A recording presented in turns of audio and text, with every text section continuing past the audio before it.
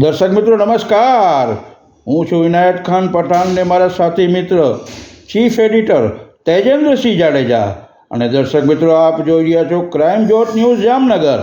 હવે જોઈએ જામનગરના આગળના વિગતવાર સમાચારો. દર્શક મિત્રો, તાજેતરની અંદર જમ્મુ કાશ્મીર ખાતે ભારતના યાત્રીઓ શ્રદ્ધાળુઓ દર્શન અર્થે જતા ત્યારે તેમની બસ ઉપર આતંકવાદીઓ દ્વારા ફાયરિંગ કરવામાં આવ્યું હતું અને આ ફાયરિંગની અંદર 10 શ્રદ્ધાળુઓના મૃત્યુ થયા હતા. ત્યારે 33 શ્રદ્ધાળુઓ ઘાયલ થયા હતા. તેને તાબડતોબ જમ્મુ કાશ્મીરની હોસ્પિટલમાં ખસેડવામાં આવ્યા હતા. ત્યારે આ ઘટનાનો વિરોધ કરવા જામનગર જિલ્લાના કાલાવડ તાલુકાના વિશ્વ હિન્દુ પરિષદ તેમજ બજરંગ દળના કાર્યકરો દ્વારા જામનગરના કાલાવડના સરદાર ચોક ખાતે મોટી સંખ્યામાં ઉપસ્થિત રહી અને આ ઘટનાનો વિરોધ કરવા માટે ધરણા પ્રદર્શન તેમજ પુતળાદહનનો કાર્યક્રમનું આયોજન કરવામાં આવ્યું હતું. ત્યારે આ પ્રસંગે મોટી સંખ્યામાં ઉપસ્થિત કાર્યકરો દ્વારા આતંકવાદી હાય હાય, આતંકવાદી હાય હાય જેવા નારા બોલી અને સખત વિરોધ પ્રદર્શન કરવામાં આવ્યું હતું. ત્યારબાદ જામનગર જિલ્લાના કાલાવડ તાલુકાના મામલતદાર સમક્ષ વિશ્વ હિન્દુ પરિષદ અને બજરંગ દળના આગેવાન કાર્યકરો દ્વારા આવેદનપત્ર આપી અને સખત વિરોધ દર્શાવવામાં આવ્યો હતો. તો દર્શક મિત્રો, હું છું ઇનાયત ખાન પઠાણ અને આપ જોઈ રહ્યા છો ક્રાઇમ જોટ ન્યૂઝ જામનગર. જય હિન્દ, જય ભારત. જય શ્રી રામ. હું હેમંતસિંહ ચૌહાણ, જામનગર ગ્રામ્ય જિલ્લા બજરંગ દળ જિલ્લા પ્રમુખ. 9 જૂને જમ્મુ કાશ્મીરની અંદર ઇસ્લામિક આતંકવાદીઓ દ્વારા વૈષ્ણોદેવીથી હિન્દુ બસ યાત્રાળુ જતા હતા શિવખોડી તરફ.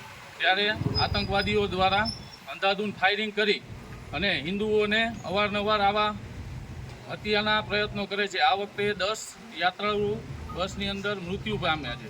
તો બજરંગ દળ આ વાતને વખોડે છે. આગામી સમયમાં સરકાર આના વિરુદ્ધ કાયદેસર પગલાં લેવામાં આવે તેવી બજરંગ દળની માંગ છે. આખા ભારતભરના હરેક જિલ્લાની અંદર આવા કાર્યક્રમો આજની તારીખમાં યોજાય છે. અસ્તુ. જય શ્રી રામ.